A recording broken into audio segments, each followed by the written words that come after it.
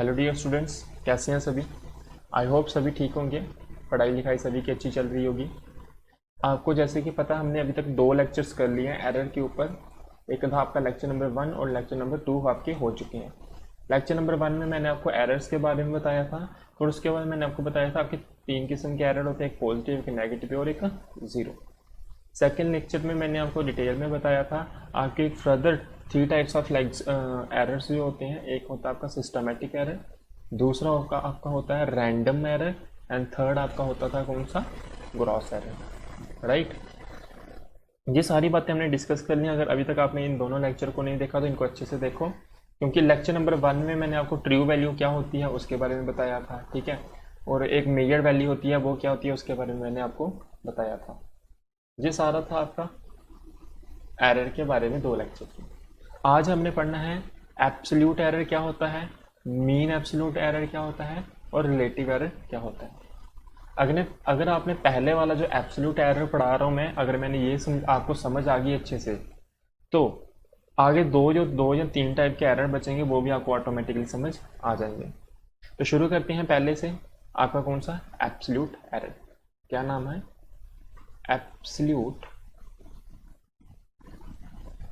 Error. ठीक, absolute क्या error होता है ना, नाम से ही पता चल रहा है इसके बारे में।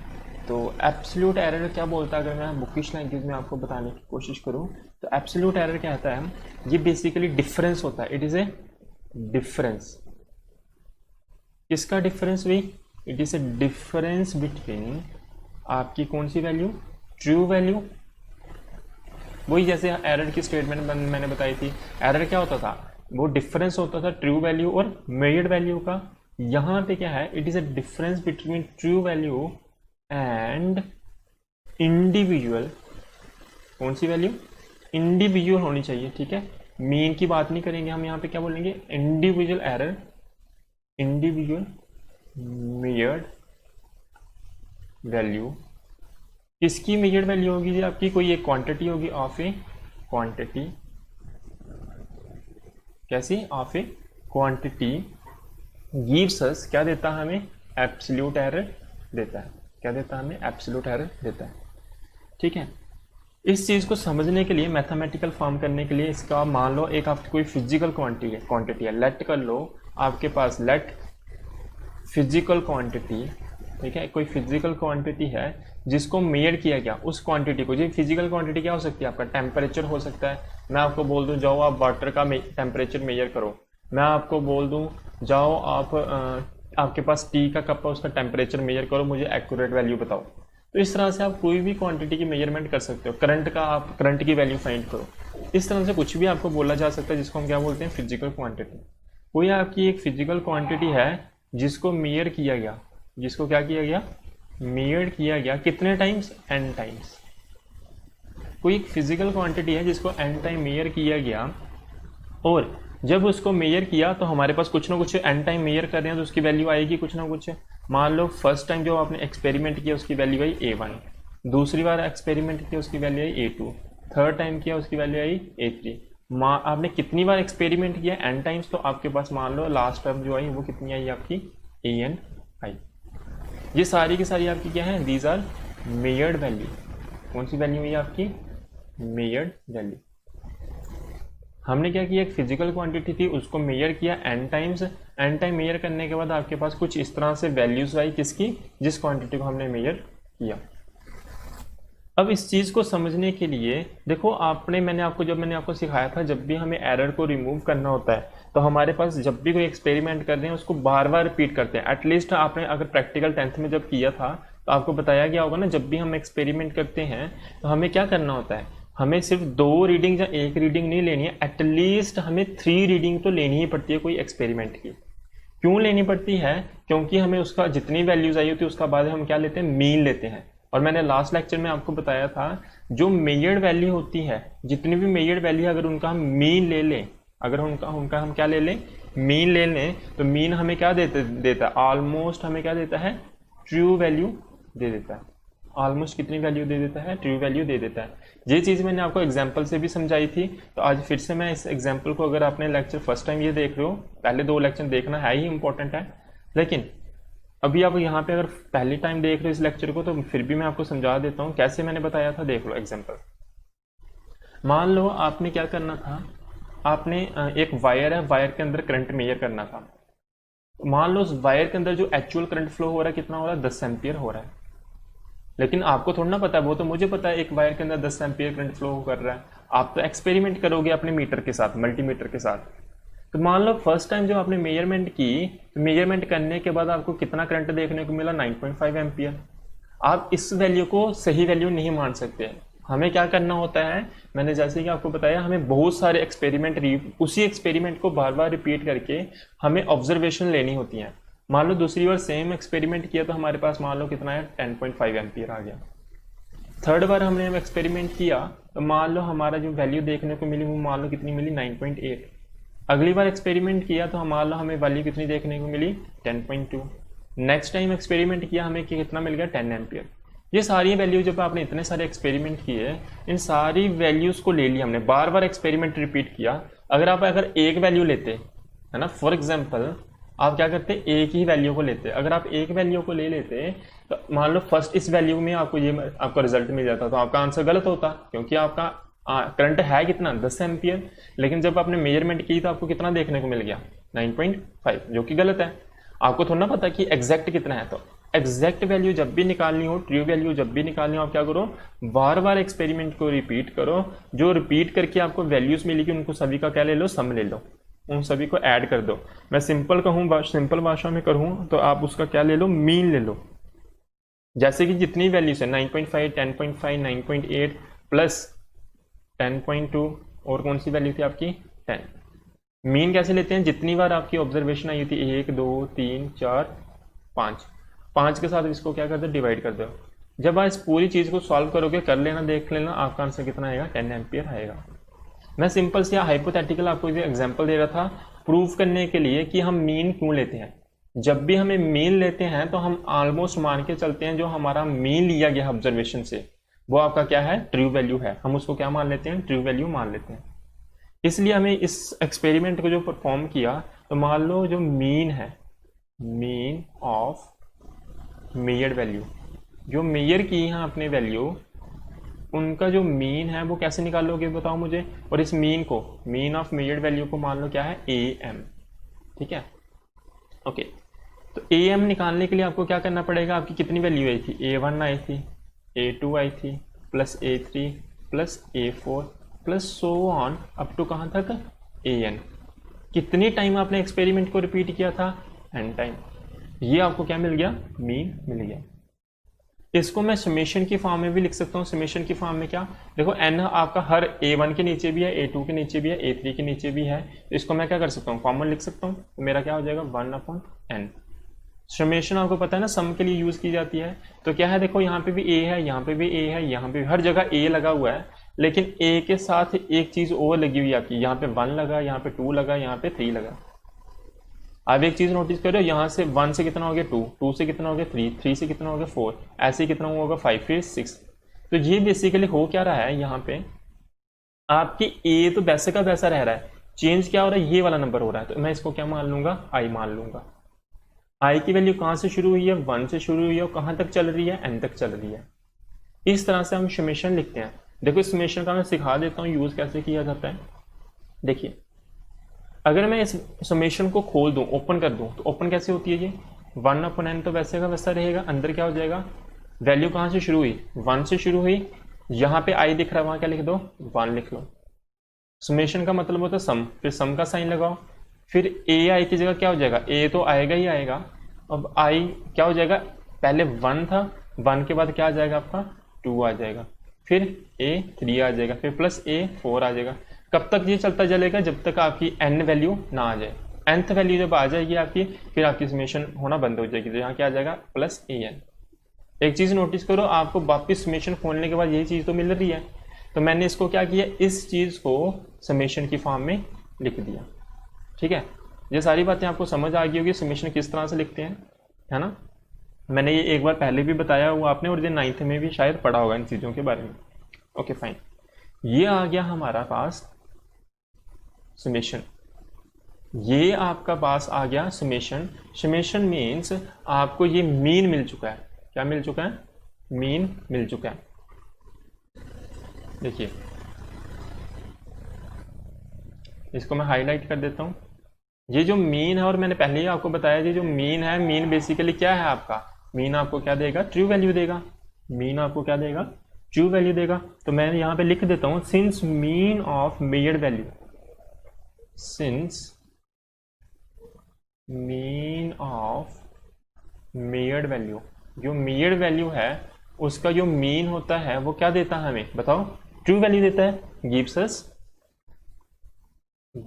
अस ट्रू वैल्यू।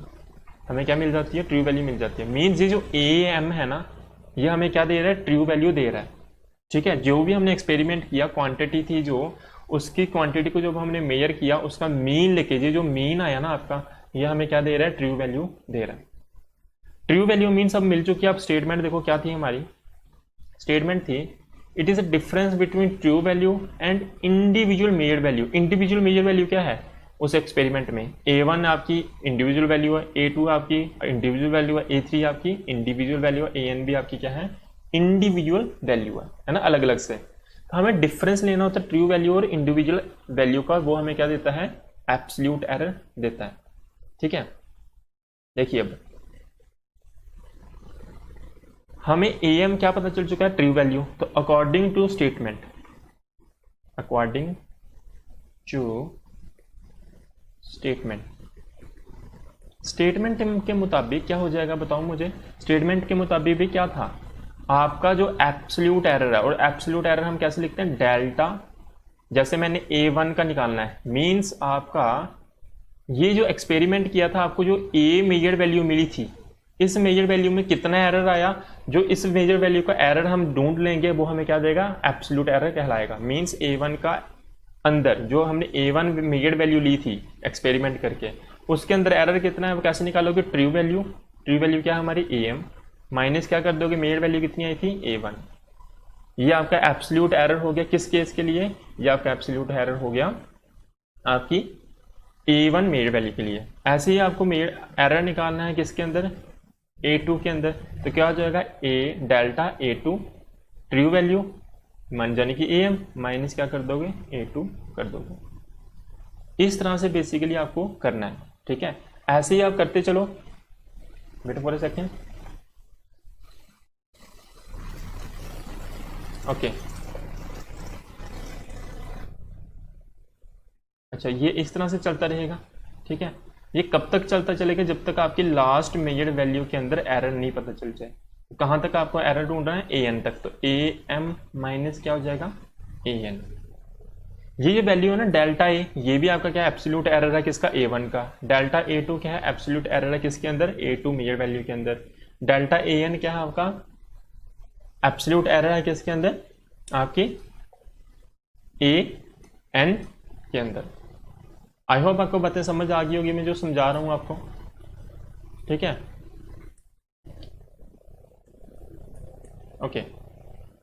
देखिए अब ये सारे के सारे हमारे क्या कहलाते हैं? एब्सोल्यूट एरर कहलाते हैं। अब चलते हैं हम नेक्स्ट टॉपिक पे। हमारा जो क्या है, एक हमने पढ़ लिया एब्सोल्यूट एरर। अब नेक्स्ट जो हमने पढ़ना है वो क्या है आपका?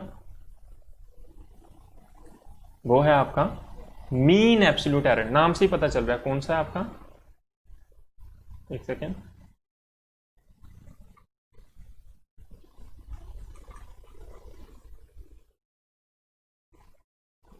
देखिए मीन एब्सोल्यूट एरर, ये नाम से पता चल रहा है। आप इस क्वेश्चन, इस टॉपिक में क्या करोगे? आप मीन लोगे। किसका मीन लोगे? जितने भी आपके एब्सोल्यूट एरर्स आए हैं उनका क्या ले लो? मीन ले लो। वो आपको क्या देगा? Mean absolute error. तो सिंपल सी बात है, मीन ऑफ क्या होता है? मीन ऑफ किसका mean? Mean of absolute error. जितने भी आपने एब्सोल्यूट एरर निकाले फर्स्ट टॉपिक में, उसका क्या ले लो? मीन ले लो। Mean of absolute error gives us, क्या देगा हमें? Gives us mean absolute error. क्या देगा हमें? Mean absolute error. और एक बात याद रखना, इसमें हमें जब भी इसको हम सॉल्व कर रहे होते हैं, देखो जो पीछे हमने इंडिविजुअल एरर निकाला था आपका बेसिकली, देखिए एक सेकेंड, देखिए ये जो है ना,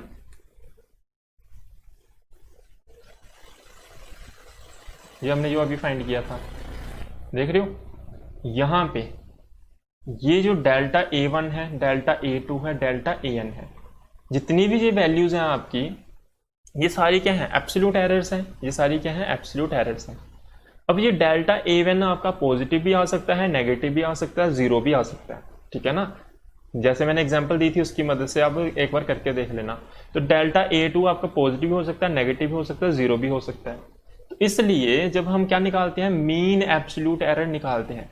मीन एब्सोल्यूट एरर में आपने क्या करना है, देखो ध्यान से देखना, हम क्या लेंगे, मीन लेंगे सभी एब्सोल्यूट एरर का। Means delta A1 plus delta A2 plus delta A3 plus so on, कब तक, डेल्टा AN जब तक नहीं आ जाता तब तक हम सम करते रहेंगे।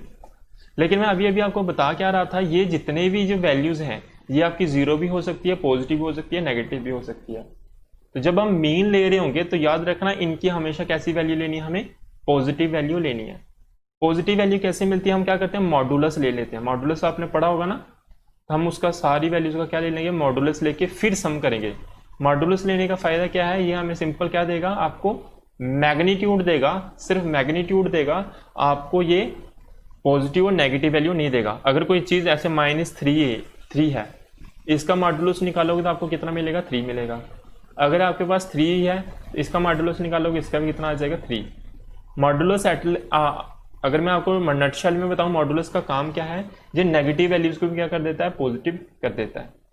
हमें सिर्फ यहाँ पे मैग्नीट्यूड से मतलब है, इसलिए हम सभी का, इस एब्सोल्यूट का एरर का मैग्नीट्यूड, इस एब्सोल्यूट एरर का मैग्नीट्यूड, इस एब्सोल्यूट एरर का मैग्नीट्यूड, इन सभी का सम लेके डिवाइड कर देंगे। कितनी टाइम में आपका मेजर्ड वैल्यूज थी, सारी की सारी n टाइम्स थी। कितनी टाइम्स थी, n टाइम्स थी। तो इसलिए मैं इसको किसके साथ डिवाइड कर दूंगा, n के साथ डिवाइड कर दूंगा। समझ आ रही होगी बात मैं जो बता रहा हूं आपको, ठीक है, ओके। देखिए अब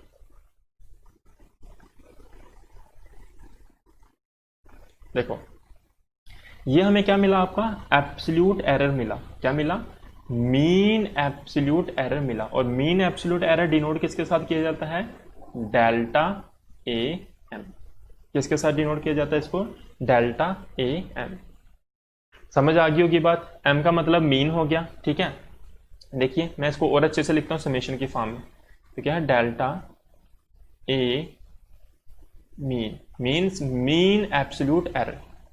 कैसे लिख सकता हूं इसको, देखो यहाँ पे n है ना, जो n को मैं क्या कर सकता हूँ, बाहर लिख सकता हूँ। इसको समेशन फॉर्म लिख रहा हूँ। समेशन फॉर्म कैसी हो जाएगी, कहाँ से, मॉडुलस ऑफ आई की वैल्यू कहाँ से शुरू हुई, 1 से शुरू हुई और कहाँ तक चली, आपकी n तक चली। ये आपका फार्मूला हो जाएगा किसके लिए, मीन एब्सोल्यूट एरर के लिए। और इसको मैंने ये आपके लिए हाईलाइट कर दिया, ठीक है। ये होता है आपका क्या, मीन एब्सोल्यूट एरर। समझ के बात को, इंपॉर्टेंट है ये आपके एग्जाम पॉइंट ऑफ व्यू से, और आपको पता भी होना चाहिए इनके बारे में। प्रैक्टिकल्स करेंगे उनके अंदर ये सारी चीजें यूज की जाती हैं। आपका लास्ट है रिलेटिव एरर। कौन सा एरर आपका, रिलेटिव एरर। इसके बाद एक और है परसेंटेज एरर। अगर आपको रिलेटिव एरर समझ आ गया तो परसेंटेज एरर कुछ भी नहीं है फिर। तो रिलेटिव एरर नाम से पता चला है, हम रिलेशन देखेंगे दो चीजों के बीच में। कैसे, क्या बोलता है, रिलेटिव एरर क्या है, इट इज द रेशियो। ये क्या है आपकी, रेशियो। किसकी, इसकी रेशियो, रेशियो ऑफ एब्सोल्यूट। कौन सा एब्सोल्यूट, मीन एब्सोल्यूट एरर। कौन सा, मीन एब्सोल्यूट एरर, जिसको हमने किसके साथ डिनोट किया था, डेल्टा A मीन, अभी अभी किया। और किसके, to the mean value, to the mean value. Simple सी बात है। रिलेटिव एरर क्या होता है, हम रेशियो लेते हैं किसकी, मीन एब्सोल्यूट एरर की टू द मीन वैल्यू। क्या मतलब हुआ इसका, सबसे पहले इसको डिनोट किसके साथ करते हैं वो देख लेते हैं। इसको हम डिनोट करते हैं डेल A के साथ। देखिए मैथमेटिकली मैं आपको बता रहा हूं, मैथमेटिकली देखो कैसे होगा, रिलेटिव एरर इक्वल्स टू क्या था ratio, ratio of mean absolute error to the, means नीचे आ जाएगा, टू द किसका, मीन वैल्यू, क्या था, मीन वैल्यू। और एब्सोल्यूट एरर को डिनोट किसके साथ करते हैं, डेल के साथ, डेल ए। तो क्या फार्मूला हो जाएगा हमारे पास, देखो अब मीन एब्सोल्यूट एरर को किसके साथ डिनोट किया था, डेल ए मीन के साथ, अपॉन नीचे क्या था भी, मीन वैल्यू, और मीन वैल्यू क्या लिखी थी हमने, ए एम, स्टार्टिंग में ही करवाया मैंने, है ना, तो वहां पे मैंने बताया। तो ये होता है आपका mean absolute, sorry relative error. Relative error का एक और नाम होता है, वो भी देख लो, इसका एक और नाम है, it is also known as, क्या बोला जाता है इसको, देखो ये फ्रैक्शन है ना दो चीजों का, तो हम इसलिए इनका नाम, दूसरा नाम क्या दे देते हैं, फ्रैक्शन एरर भी बोलते हैं इनको। कौन सा एरर, फ्रैक्शनल एरर। मैं लिख देता हूं यहां पे आपके लिए, फ्रैक्शनल एरर, ठीक है जी। इसी के साथ एक आपका लास्ट है, बिल्कुल इजी, अगर आपको रिलेटिव एरर पता चल गया तो वो भी समझ आ जाएगी। क्या था क्या है उसमें, देखो जिसको हम बोलते हैं परसेंटेज एरर। कौन सा एरर, परसेंटेज एरर। क्या होता है परसेंटेज एरर, आपने जो मीन निकाला ना, ये जो रिलेटिव एरर निकाला, क्या था वो, डेल्टा है, उसको ही आपने परसेंटेज में कन्वर्ट कर देना। आपको पता ना परसेंटेज कैसे कन्वर्ट होती है, यहां पे क्या करोगे आप, 100 से इसको मल्टीप्लाई कर दोगे, means delta a mean upon a mean, means क्या था ये आपका, mean absolute error to the mean value, इसको 100 से मल्टीप्लाई कर दो, आपको क्या मिल जाएगा, परसेंटेज एरर। कौन सा एरर मिल जाएगा आपको, परसेंटेज एरर मिल जाएगा। बात समझ गए, ये होता है आपका कौन सा एरर, ये आपका एरर होता है, परसेंटेज एरर होता है। तो अब आपको मैं बता दूं, ये जो वीडियो जो आप देख रहे हो, ये आप देख रहे हो टेक्निकल मंडोत्रा जी चैनल पे। अगर अभी तक आपने इस चैनल को सब्सक्राइब नहीं किया तो फटाफट पहले इसको सब्सक्राइब करो, फिर मैं आपको होमवर्क दूं। उसके बाद अपने फ्रेंड्स के साथ वीडियो को शेयर करो, ठीक है, जो भी आपकी क्लास में है, क्लासमेट्स हैं, फ्रेंड्स हैं, उनके साथ शेयर करो वीडियोस को, ताकि उनको भी सीखने को मिले, ठीक है। आज आपका होमवर्क क्या है, आपने तीनों जो एरर है इनकी स्टेटमेंट लिखनी है कमेंट सेक्शन में, ठीक है, तीनों एरर्स की।